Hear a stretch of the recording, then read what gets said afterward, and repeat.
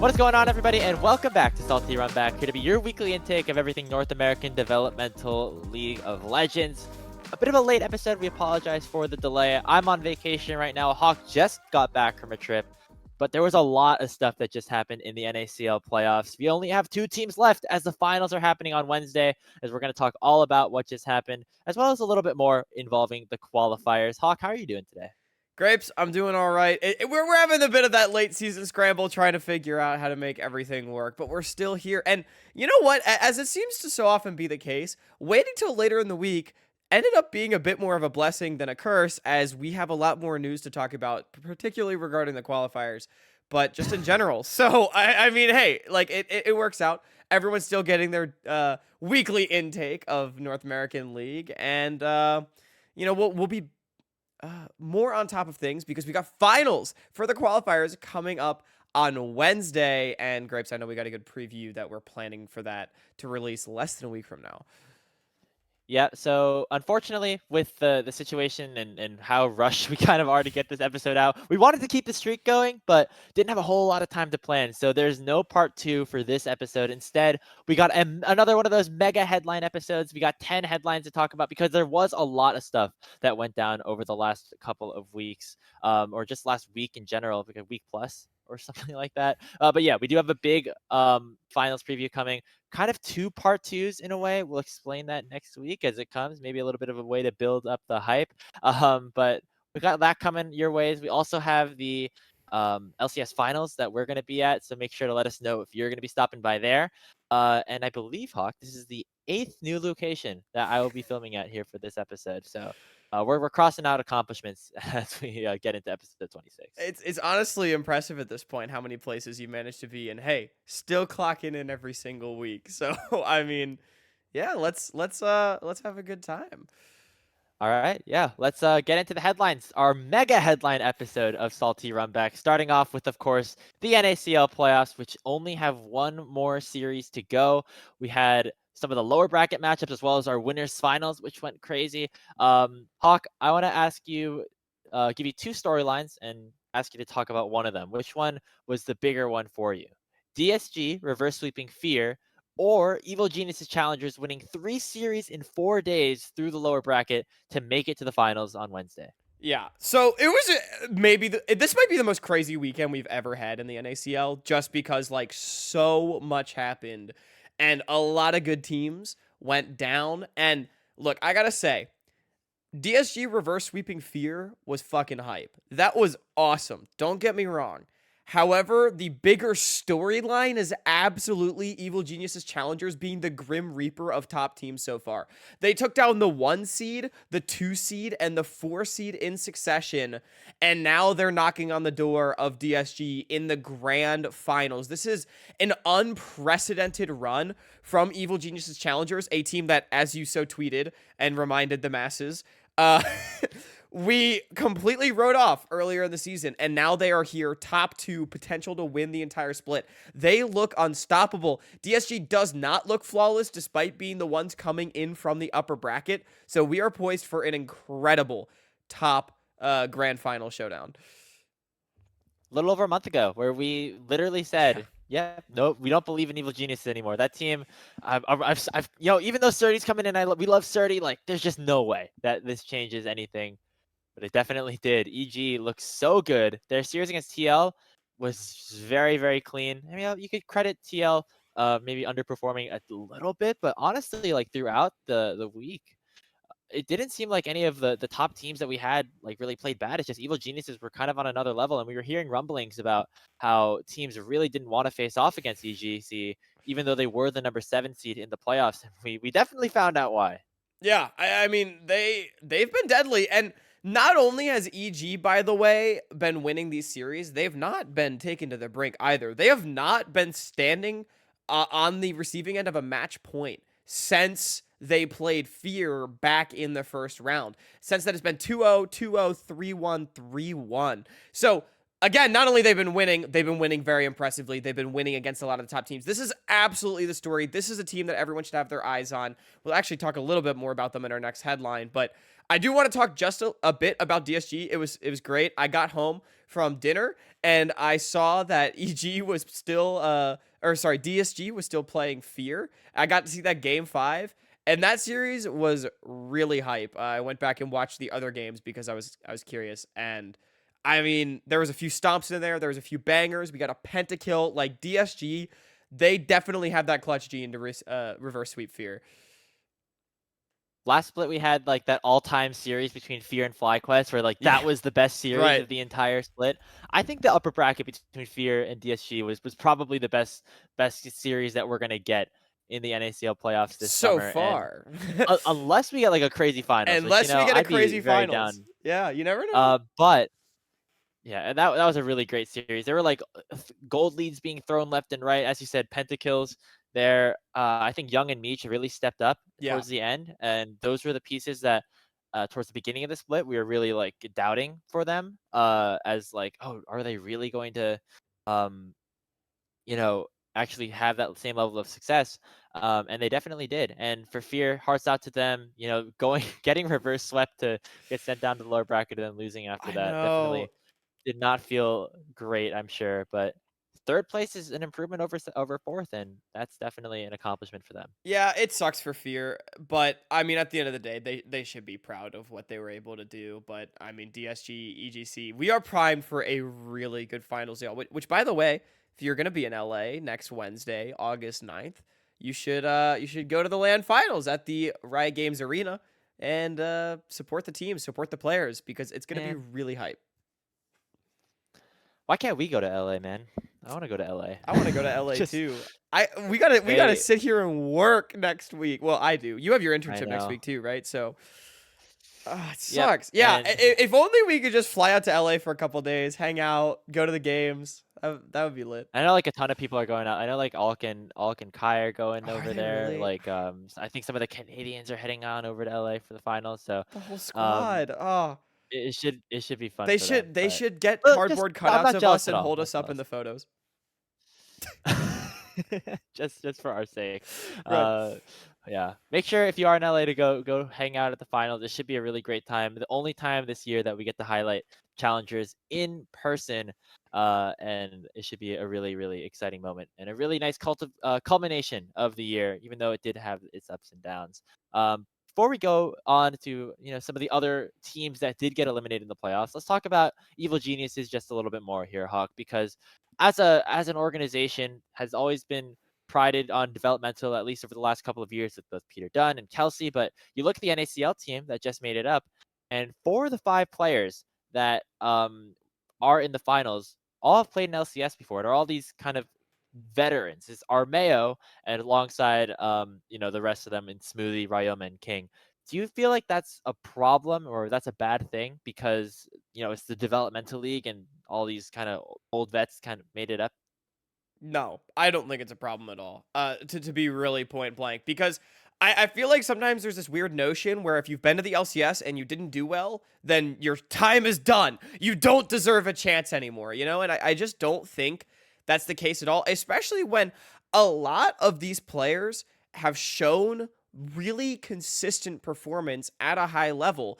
I mean, Armeo has been in and out of developmental over and over and over again, and every time he goes into the LCS, he looks pretty good, and he's always on the top performing tier 2 team. So it goes to show that, like, this guy's still really good. Why would you think that, it's a problem that he's still playing if every time he performs? If it's a problem, then someone should prove it and be better, if that makes sense. And that's just an example. Ryoma and King, 2 players that have played a little bit in the LCS, mostly in tier 2, have looked really good. Smoothie is the only one that I look at and I'm like, okay, like, is this really like someone that's going to go back to the LCS and perform? Is he even really the best support in tier 2? Not really. However, I still like don't think that it's a problem. Does that make sense, Grapes? Like I don't Yeah, understand and why there's this notion that you have to be young to play in challengers. it's kind of an age-old debate, but another interesting way to bring about it. Smoothie I think has been credited for his leadership as well, like Yeah. with this team, even though like there are a lot of veterans on it. And I think the very important thing that we have to acknowledge is that Evil Geniuses did have prospects on their Challengers League roster, and the reason that they're not playing in the finals is because they got promoted to LCS. Shaden That's is true. now playing a playoff series in the LCS this week instead of Armeo, presumably, unless things change in the next couple of days. So I think EG did a very good job throughout this split and kind of holding on to this roster and keeping them together, even though they underperformed at the start of the split. And the dividends are definitely starting to pay off. Honestly, as well, Surdy is sort of a prospect in addition to that. I mean, I know that he's been around for a couple of years, but he hasn't made it to that LCS level. He's still trying to get onto that pathway to pro.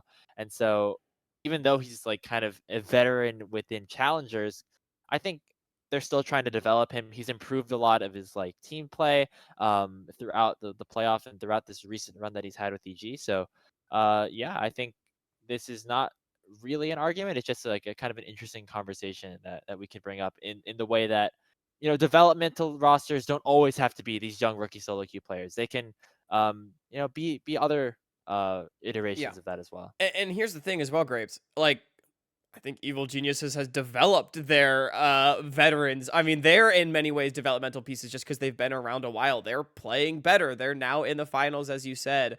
And I like the point that you make about Shaden. Yeah, I just don't want these players to get discredited because they've played in the LCS before. So what? Like, take baseball, for example, right? Players go in and out of the minor leagues all the time, but that doesn't mean that they shouldn't. You know what I mean? Like, it's just part of the natural cycle of things. Sometimes players come up to the majors and they play really well. Sometimes they go down to AAA and they need to, do whatever they need to do there. And so, I mean, I know the limited slots makes it a bit more of a hot topic, but all four of these veterans definitely are proving that they deserve to still play at a high level. I still remember our first episode, Hawk. We had the tier list of how well we built the rosters. I had Evil Genius is way up there. I Yeah, also we predicted both them had them to fairly high, make I think. I predicted them to make the finals of Spring Split against 100 Thieves. I do Neither of those remember teams that. did well in the Spring Split. But we're finally I'm getting a little bit of my credit back now that we're you know, 6 months down the line, and finally the roster has come together in a way. Yeah. No, it really has. I mean, it's like we said, hey, is Surdy going to actually be the one to turn around the roster? Well, maybe he was. I mean, I don't think he's been the only reason, I'm sure, but like they've looked a lot better since he's come in. So, yeah, it just goes to show that Very like well. you never really know. Yeah, definitely. Let's move on to our next topic to talk about some of our fallen heroes in the NACL. With only 2 teams remaining, that means that 8 teams have been eliminated. Hawk, which team that is currently out in no position to make the finals should be the happiest about how their season went? Yeah, so Grapes, honestly, dare I say, there's only like one, maybe two teams that even fit this bill. Because I actually think a lot of the teams are going to be unhappy about where they finished, just because I think there was quite a few teams that had aspirations of winning the split. Namely, FlyQuest Challengers, Team Liquid Challengers. They're not going to be very happy about how this split ended up going. But I think the big one for me, Cincinnati Fear. Look, I know we already talked about it. Like, they had a tough end going reverse sweep into 3-1 loss in the lower bracket EG to get third. That is really unfortunate for a team that looked like they might have finally broken through. But at the end of the day, I think Fear should still be incredibly pleased. This team came in fourth and third in the NACL this year as one of our provisional teams last split. And then coming into this split with roster changes that we thought would be downgrades, and they performed incredibly well against what I would dare say was a higher ceiling amongst the top teams. Our top teams, I think, look better this split than last split. So, I mean, so much credit to Fear for being able to make that happen. And I think they should still be really proud of themselves for what they accomplished. And then Grapes, the only other team that I think could fit this is, I know they got 7th, 8th, so it's not that impressive, but Maryville University being the first collegiate team coming in and not embarrassing themselves. They came in and they Yeah. played some really good League of Legends. They were a competitive team all the way through. Even though they went 0-4 in playoffs, they had some good looks. And so, yeah, it was a tough end all the way back when. But I think Maryville can be proud of what they did. And for Maryville specifically, like they kind of, even though like 8th place isn't the best place to end up, when you think about it, they were the team that promoted into the league, and they were the first seed of the teams that promoted into the league, and they finished above the other two rosters It's that true. promoted in Yeah, alongside them. it's a great point. You can't really count this guys, but like TFT and Supernova were the ones that actually have to go back to promotion, and Maryville held their ground in that space, which means that they have proven that they deserve to be here at this level, which I think is a very cool thing to see out of a collegiate program. In terms of placings, I think you're right that Fear is probably the team that's happiest with like how their performances went overall. But I do think that the LCS affiliates and TL and FlyQuest should overall be happy with how the year as a whole went for them, right? Yeah, that's a Because good you were point. able to give a space for APA and Harry to, you know, be at positions where they would thrive the best.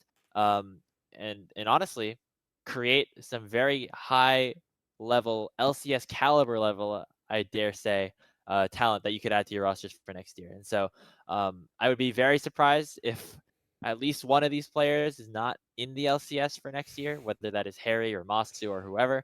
Um, and I think those teams should be happy with how things went because they were the ones that stuck around, and I think that both of these teams found a big benefit for keeping their challengers rosters in place.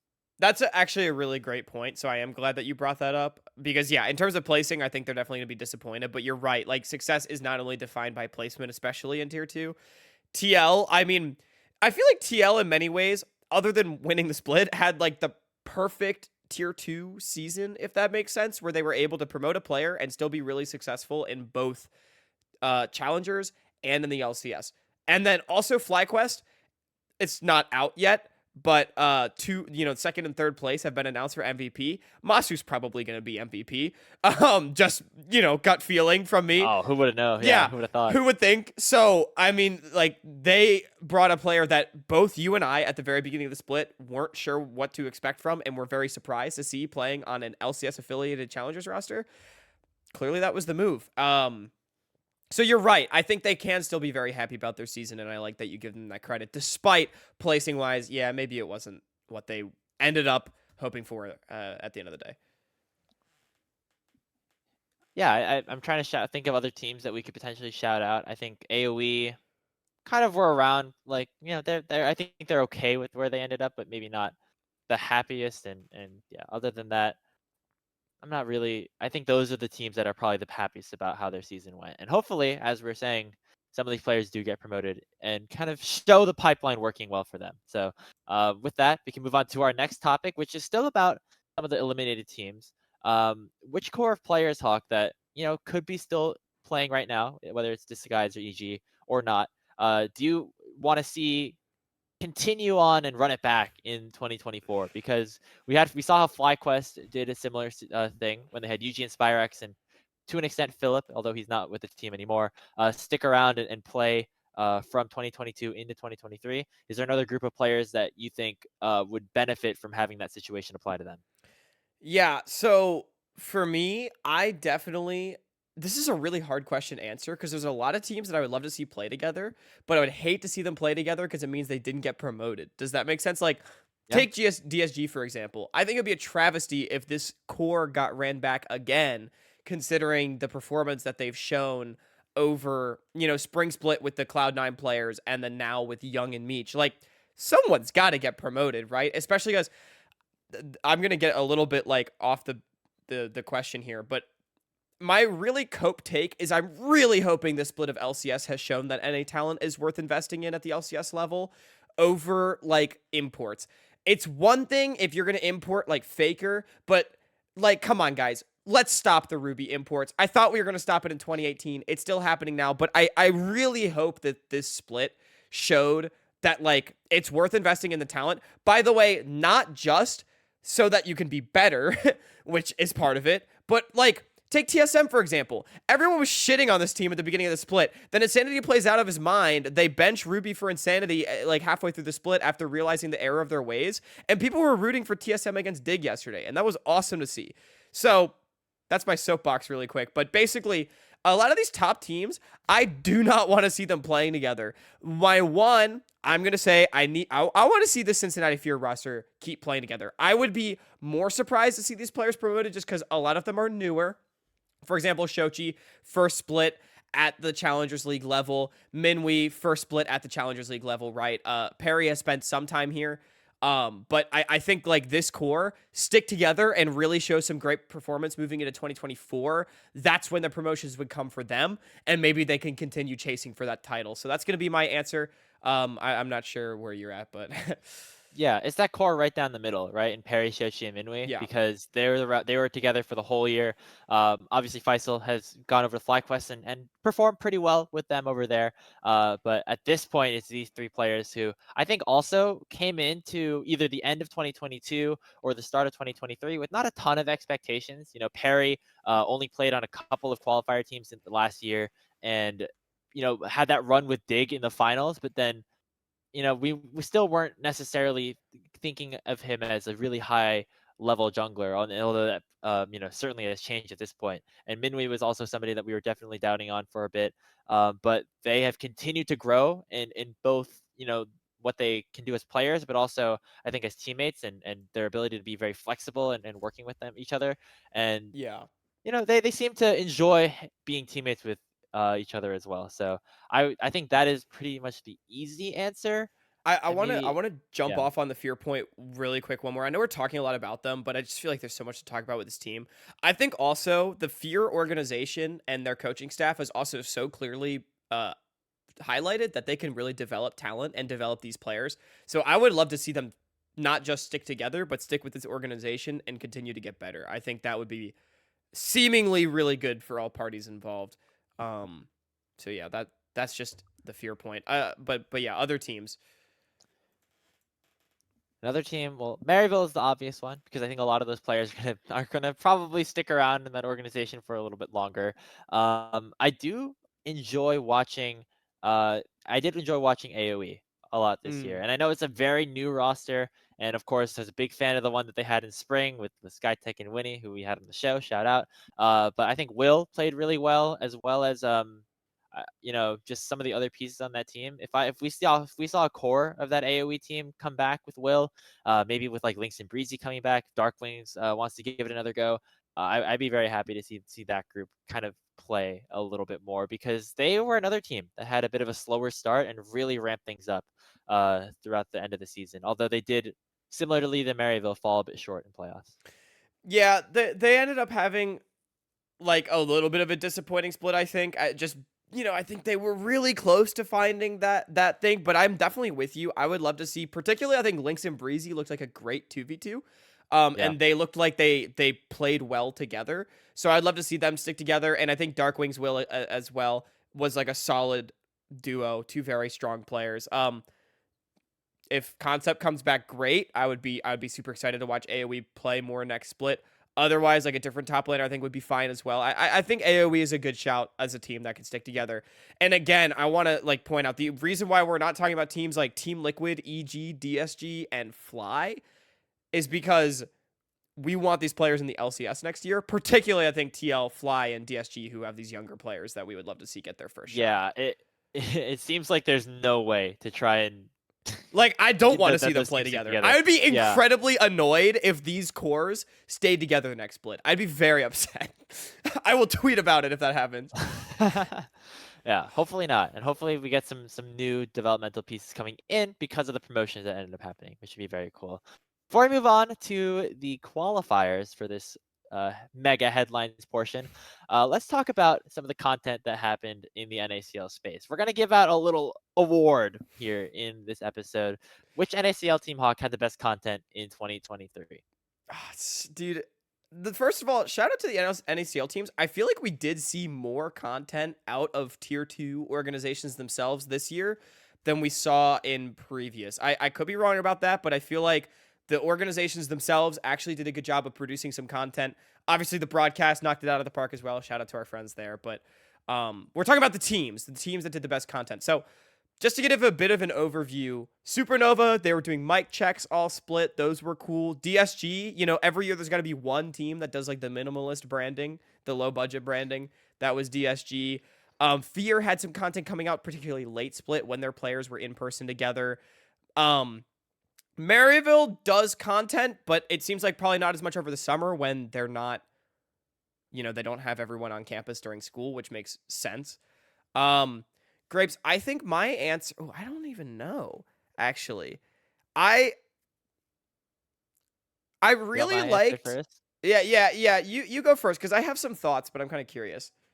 All right. Well, for me, I feel like it's a pretty easy answer, and maybe it's bad that we talk about them every single topic so far, but it is fair for me. I think Yeah, that they, uh, shout out to One Life to Play who hosted them at their facility in Cleveland for like the playoffs, and they got their boot camp underway. And they were running mic checks and things all year. Used the Perry Penta clip with everyone just screaming at the top of their lungs. The voice comms just like still lives in the back of my mind. They brought on some cool people to work on content, and it definitely worked pretty well for them. So I um, am happy with how Fear yeah. has embraced the NACL as their main league, because some of the other teams like Wildcard, or not Wild, like TL or Fly, like they have to focus on their LCS team, but for Fear, their League of Legends team is in the NACL, and they're definitely making content around it. So I want to give them some love. Yeah, you're right. That was where I was leaning. I was like thinking like I do want to give a shout to Supernova just because Supernova was very consistent with their content, but I do think Fear has that little bit of an edge just because especially like the later split stuff that they were putting out was like they were just clearly having fun, and I'm with you. I think Fear branded themselves really well, and you know what? We have talked about them every topic, but Grapes. We spent the first episode of Salty Runback saying how we thought this team was never going to amount to anything. Now we can, you know, give them the praise that they deserve after. I mean, it may be over, but a very successful 2023 for them. So I'm Yeah, willing to give them that the credit. cop Yeah. and the cop out answer is the broadcast, because the NACL Yes. broadcast kills it Well, year after year. yeah. I mean, the NACL broadcast was fucking Yeah. lit, of course. Desirx on the music, Cubby with the talent updates, got Kangas like running all the operations behind the scenes, Right. which maybe is not something Kangas that is just everyone doing knows. like whatever the fuck. Like, Yeah, so Kangas actually just like helps with everything. He just like is the content wizard amongst the whole squad. So I want to definitely shout out Kangas. He's over in Japan right now casting true. Yu-Gi-Oh, which is Yu-Gi-Oh. crazy. So yeah, that's the cop out answer. And they do make some fire content. Well, Some of which I was a part of. Not gonna flex. we'll give. Are you saying that Kangas is the grapes of NACL? He runs around and does all the content for everything.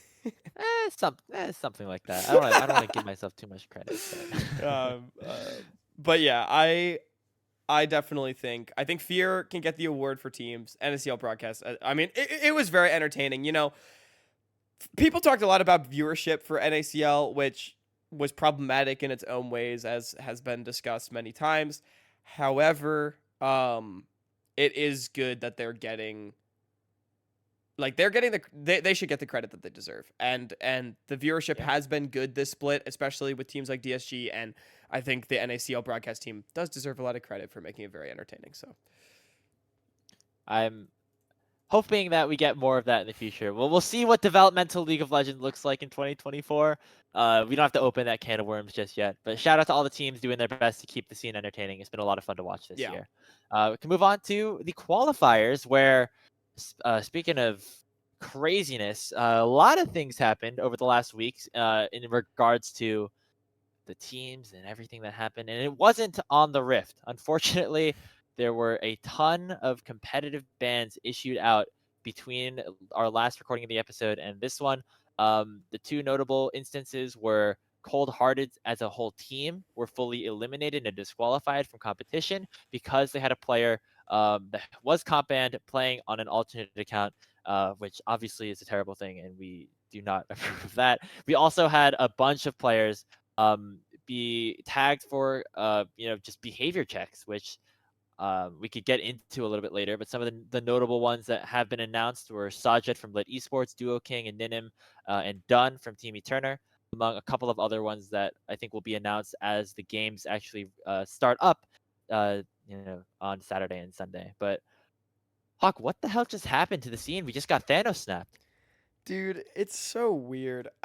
This is like such a can of worms, but yeah, like a lot of stuff happened. And the qualifier landscape has sort of drastically changed. But honestly, the what's up with the comp bans question is like that's really the question I have as well because like there are definitely. I'm not saying like comp bans weren't deserved or anything like that. Some of them were deserved. Some of the comp bans I'm were sure. deserved. But Yeah. I don't understand why this isn't like a preseason, pre-split, pre-tournament check that happens every time like the teams apply into the open qualifier. Why aren't we comp banning people then and making the changes then? Why halfway through the second tournament of summer, when these players have been playing all split, are we suddenly making these changes? And it's not even that I feel bad for the players, right? Because they probably deserved it. They probably did something to get comp banned, right? Usually takes these things pretty seriously. Like, I don't understand why, like, their teammates are paying the price for this and their teams. And it's just, I don't know, Grapes. It was really weird timing. And I mean, like, some of these teams, we have no idea what to expect from them. So, I guess I'll say like good on Riot for comp banning some players that deserve to be comp banned a long time ago. But why didn't it happen a long time ago? Why is it happening now?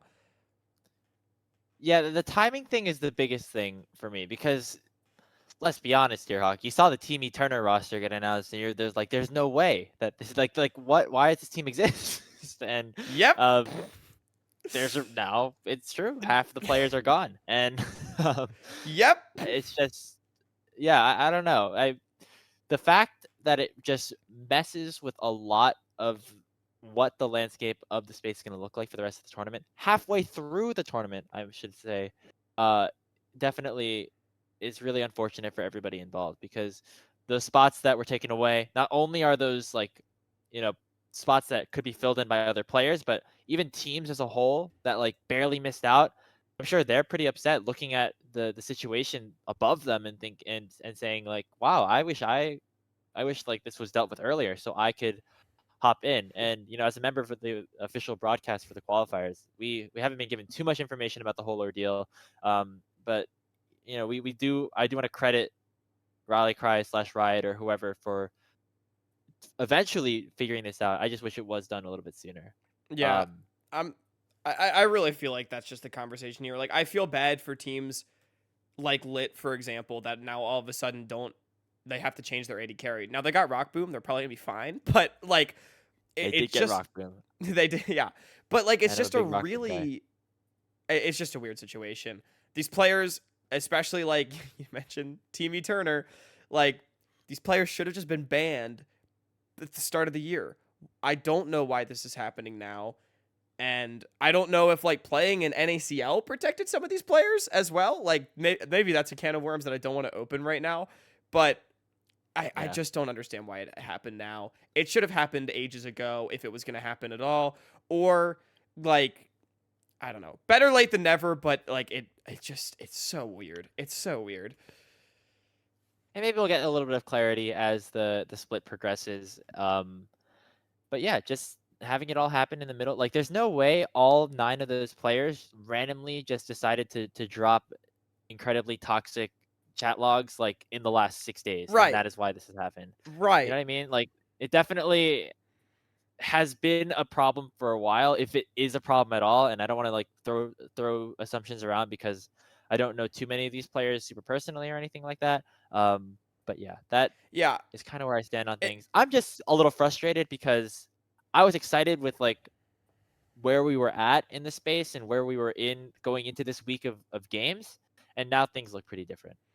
and that's exactly the thing. The last thing I'll say on this is just like, you know, some of these players, like I don't know the situation with all the players that were comp banned, but some of them are known toxic people. So like you said, it's not like they did something in the last 2 weeks that made it so they got banned. It's been a problem. People have known it's a problem. Riot only now decided to act. It feels weird that they only now decided to act, but it's the reality that we live in. So now we got to recover because like we've said, I mean lots of changes in NACL qualifier. Some of these teams that have already qualified for top 8 are not the same. So And we still have games going on. I guess starting today as this episode is being released. I'm pretty sure this is coming out on Saturday. So let's talk about some of those games that are indeed happening.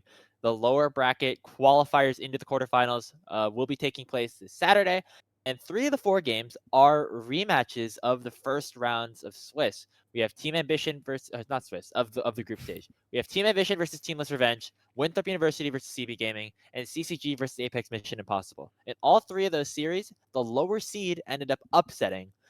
But of course, these teams are still strong at the top as we head into this weekend. Hawk, which one of these series do you think has the best chance of that upset repeating itself? I definitely think it is CCG, AMI. CCG lost. So, first of all these teams actually upset 2-0, which is crazy. So, I guess that's not that impressive, but AMI 2-0 CCG, and CCG is only here because Cold Hearted, as we previously mentioned, had to FF the entire tournament. CCG has not won a game since Swiss stage. That was weeks ago. So, I'm not too inspired by this team's odds, and Apex Mission Impossible has actually looked pretty good, I'll say as well. So I think that is really the most obvious one, Grapes. I feel like I still believe in Winthrop and Team Ambition. But I don't know. It is really interesting that Apex, like that roster, now that what they have is very similar to what Miracle looked like in the spring split, where you had Hyph, Ariandel, and Pockus. Now True. they have Yeah. Baz and Decoy coming in instead of Last Dance and Barrick, who I thought, maybe weren't as strong of players, but this team really has gelled together pretty well, I would say. They made top 8 in the spring split in the first qualifier, I should say, and of course 2-0 CCG here in number 2. I think that this is not really a like upset if AMI win at this point because we haven't seen enough from CCG to say that it is. Yes, CCG has been. They have not been what we expected. I know we thought that Hyper coming in would be a huge game changer for them. It just has not been. And I mean, Lunar, Rain, Shocky, good players in their own right, but we've definitely seen a struggle for one of them to step up and be this big carry against an Apex Mission Impossible team where players like Baz have actually looked really good. And yeah, I think this is more so that I'm not sold on CCG. AMI, like I said, has also looked pretty good. Winthrop and Team Ambition, obviously they've got to prove it. Getting 2-0 was bad, but Team Ambition in particular, they're playing with Hoarder. Porsche's now back, as far as I know. I think they'll Yep. be perfectly fine. And that just leaves Winthrop against CB, who I will give CB a lot of credit. They have a great team, but they did just lose their 80 carry. Yep. And I think Winthrop should be able to get it done. That is true. And the thing is now as well that the series that CB Gaming we did win, it was Colthrow coming in. K2, although he's been hyped up pretty repeatedly, did not, have the greatest series again this Grapes, just last wait week. till And we so we'll get see. a Colthrow 80 carry gameplay. Oh man, I don't know. Well, we'll see about that. There's no way I put my money in Winthrop in CB Gaming if that happens. But That would be funny though. I am still high on Pockus and in Mixture, or not Pockus, on Klexo and Mixture and the rest of CB. So we'll see how well they do against Winthrop. But yeah, I think CCG versus AMI is definitely the one that I have my eyes on. And hey, AMI making their second straight top 8 if that does happen, and so I'll say good for them. Yeah, it would be great. I mean, considering that I think we pretty permanently had AMI as like one of those 8 through 16 kind of teams and not towards 8. So it would be amazing for them if they got 2 straight top 8s. And I mean, beating some pretty good teams in the process. Like CCG is still a pretty good team, and I definitely think they're not necessarily the favorites anymore, but they're still good. And so AMI taking them down would be great for this squad. Yeah, and if they make it into the quarterfinals, they could be playing against some of our top 4 teams. Now, if we take a look at our next topic, we can preface this by looking at what the qualification point system looks like going into the promotion tournament. Because at this point, the top 4 seeds in Mirage Alliance, Team Ambition, Winthrop University, and Lit all have enough qualification points that they would qualify unless a new team wins the whole tournament through the Cinderella rule. Now, I think that opportunity has kind of faded a little bit, especially with some of the substitutions and comp ban situations that have happened. I know that Timmy Turner was a team that I had that like could make a run if they were all playing on all cylinders, and obviously that team has kind of been gutted. And so even though they have the cold-hearted bot lane now in Yozu and Cupid, I'm a little bit less certain about them maybe winning the whole thing. So it's looking like it is those top 4 teams going into the promotion tournament. do we think that these 4 teams are the strongest, or is there another team that you think could make that run or you wish could have made that run? Yeah, to short answer this question, yes, I think this is still the top 4, but a lot has happened to get here. I mean, again, they like all lost in the first week of group stage. Like, what the hell happened? We have a whole wave of comp bans. Lit somehow makes it through the group as the number 1 seed, even though they lost to Cold Hearted. Like, they lose their AD carry after losing their support. Like, it's just been a really weird cascade of events in the qualifiers. So after all these shakeups, we wanted to ask the question, are they still the top 4? And I just really think they are, for exactly the reason that you said, is even though teams like Lit have been affected by the comp bans, I think Lit is going to be perfectly fine. They've got Rock Boom at AD carry. Team Eterner, they're completely decimated at this point. Team Ambition has Porsche back. And even though we're talking about like AMI potentially being able to make it through the quarterfinals, whatever, Gentle Hearts is still knocking around if they can take down Middle Sticks. Gentle Hearts just got 2-0'd by Mirage Alliance. Mirage Alliance, I think, quelled any doubts that they're still one of the best teams here. Like, I just don't feel like anyone's going to be able to rise up despite how rocky of a tournament it has been for these top 4. And I do think at the end of the day, we're going to see a quarterfinals of, or a semifinals, rather, of Mirage Alliance, Team Ambition, Winthrop University, and Lit, unless they're playing each other in the quarters, which they could. So There is one caveat I want to throw in here really quickly. I think Coachify's been playing pretty well. Now, they're they've been a bit questionable throughout the tournament, but I think the main culprit of some of those struggles was LJX in the jungle, which, both things that I think we would not want to see on like a super successful team. what, And now they LJX have and Frost him Forest juggling? in. Is that what? Yeah. We have Frost Forest coming in. We have Toasty also in. Rovex is back to support, which I think is a big W. Yeah. And City Witty still playing really well in the bottom lane. Lawrence has been a bit on and off. Sometimes he has these crazy games. He had a crazy Jax game in game 1 that they had, but struggled a little bit in other games. I think if Coachify is firing on all cylinders, they could be better than one of the other top 4 teams here. However, I don't think they're good enough to beat Mirage Alliance, and so for that reason, I don't think it's very likely that they make it into the promotion tournament.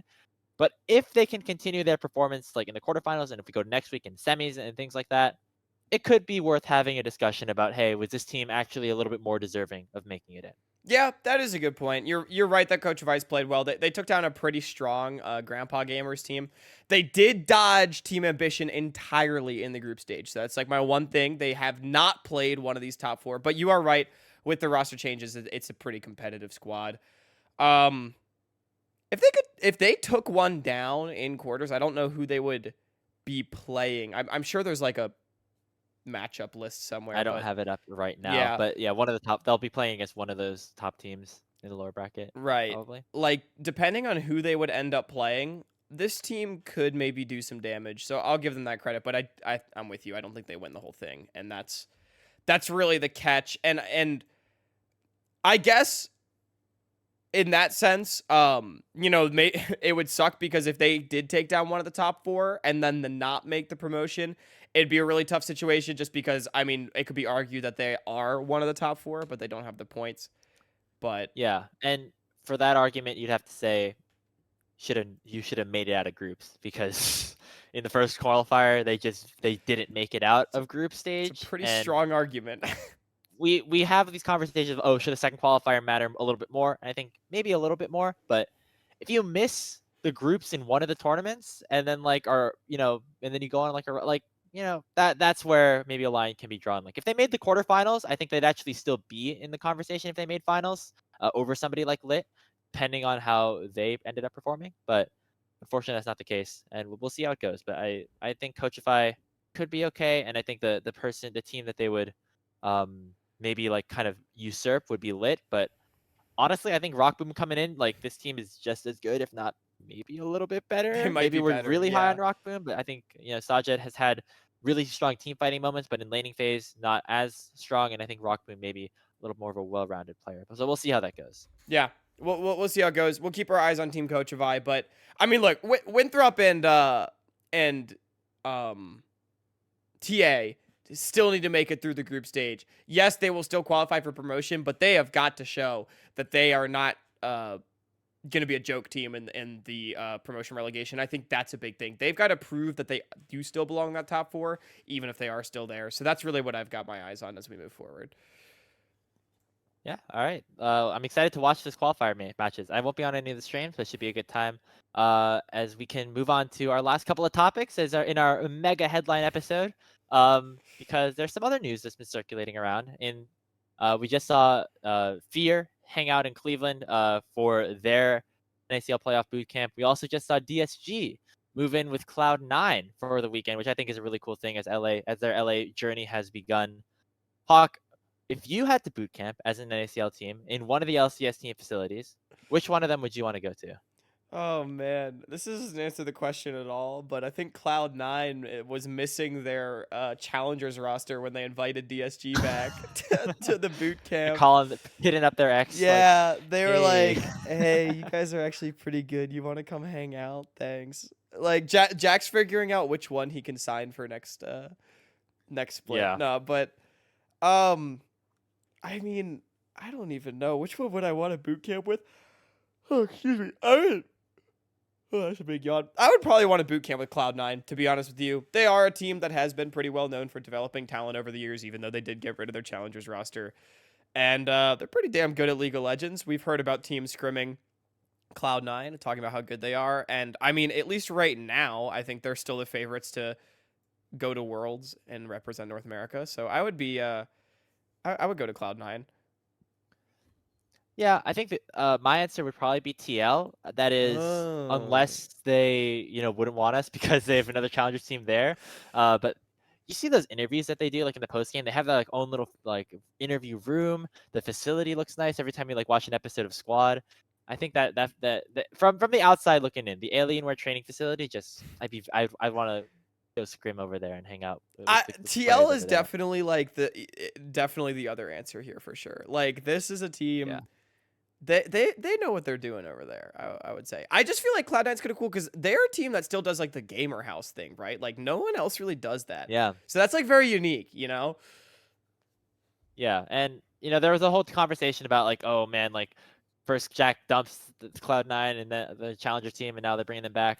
And that's valid criticism, and I think we can definitely talk about that a little bit. But it's still an org that has done a lot for developmental, and I know actually as well, Fake God was still staying at the Cloud9 house to practice and to scrim and to play some of their games.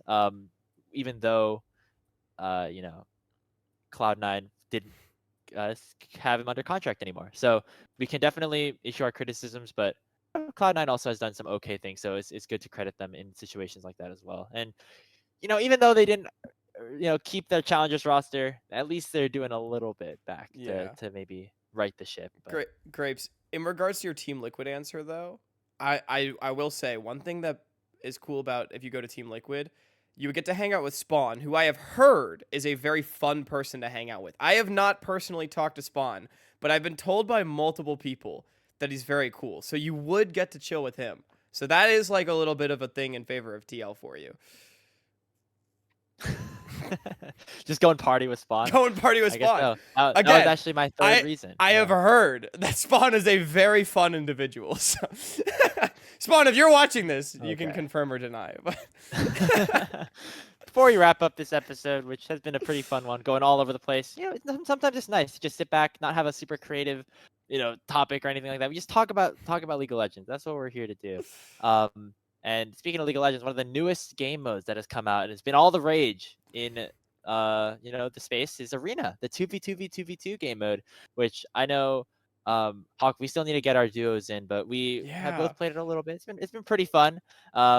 Which NACL or NACLQ duo would be the best at Arena in your opinion? Okay, this might be a hot take, but like you hear the legends about how these guys have terrorized Solo Queue together for years. Niles and Odd Orange, baby. That's my duo for Arena right there. They can pick like Renekton and Lee Sin and then just shit on everybody. That's the move. Man, that's a good one. I was Yeah. really I was hoping you didn't pick that one I mean, because look, because I feel like they the other answers are the players that we've talked about like 10 times this episode. Like you could go like Shochi Perry, but like I mean, we've talked about them no, you're so right. much. They played together for the longest, and yeah, they're known for being a duo. I think that that makes a lot of sense. Let's see. If I had to pick another one now, you could there's a couple strategies here, right? You could try to pick like the best players as a whole, in which case Hmm. maybe you could do something like Mir and APA, or maybe you could do like a Masu Yuji combo if you're just trying to get like the highest skill. But let's see. If we're looking for Oh. synergy, I will say there was a segment on the NACL broadcast where they actually did run some 2v2s, and the champion of that video that they ended up doing was Keelan Zamuto over on Okay, Wildcard. I was And we about to know say. Go ahead. Yeah. those guys like to pick some random shit. And so I would they'd come up with the craziest tech, like Belveth and like something else. Like just I don't Right. know. Like that duo I think would be a good one. That's so funny that you say that because as you were thinking there, I was like, I don't know who I'd put with him. Keel is a perfectly logical choice, but I was like, I think Zamuto would be insane at Arena because he would cook some heinous shit. I also could be wrong, but I think that Zamuto is like top 5 on the Arena ladder right now. So he would just Really? play some. I think so. I could be wrong. Maybe I'm just completely wrong. He might have been at one point. Anyway, I feel like Zamuto would just be like really insane at Arena, and Keel with him is perfectly logical. So yeah, I can get on board with that one. All right. Yeah. I think that duo would be a fun one to watch. And maybe It would be fun, that's for the for live sure. finals they can run some arena like in the halftime shows or something like that. Just like have a game be We past it. I need feel like that would be really fun. we need Arena custom games, man. Like for the Salty Right. I Runback forgot that those Invitational, exist. screw Summoner's Rift. We get the players just in Arena 2v2s, okay? Oh man, is Arena even a full game mode? I thought No, it's it's like gonna not. go It's away after temper. a while. Riot has like said like, oh, we might like make it permanent if people like it, which I mean, I would hope is the case. I I feel like think, people like it at this point. yeah, I Yeah. feel like they're just trying to not like commit right now, but it seems like it's heading that direction. But we can only hope. All right. Well, that's gonna do it for this episode of Salty Runback. We got through all 10 of our headlines in under an hour, so nice job to us there. Remember that we will have our mega part 2 mega NACL finals preview to wrap up the 2023 season in just next week, probably in a couple days actually, because we're releasing this episode a little bit later on in the cycle. But yeah, I'm super excited for that. And super excited for the matches that will be ending up on our screens in a couple days, Hawk. Oh yeah, we've got some really good stuff coming up. Like NACL qualifiers, still pretty exciting, even though we think there's a top 4, just because a lot of shit hit the fan. And finals next week, so big, we're even gonna have our very first part 3 for it. So stay tuned for sure. That should be releasing on Wednesday, time TBD. We're still getting everything put together, but we're really hoping to have a good episode for all of you. And go to the finals if you're in Los Angeles. Make sure you tune in to NACL qualifiers this weekend on the Rally Cry streams as well. Watch CBLOL English if you're really cool. We like that. It's at the same time as qualifiers. Get your Twitch multis up. And I think that'll do it for this week. We are really getting down the stretch here. Only a couple weeks remaining for all of our big leagues, and then we've got LCS finals 2 weeks away now. And it's going to be super freaking fun. We're going to have some in-person content. Say hi to us if you're around. And hey, if you think that Zamuto and Keel would be terrible at Arena because they'd cook too hard, you can take what we said with a grain of salt. We'll see you all next week for the finals. I've been Hawk. That's been Graves. Have a good night.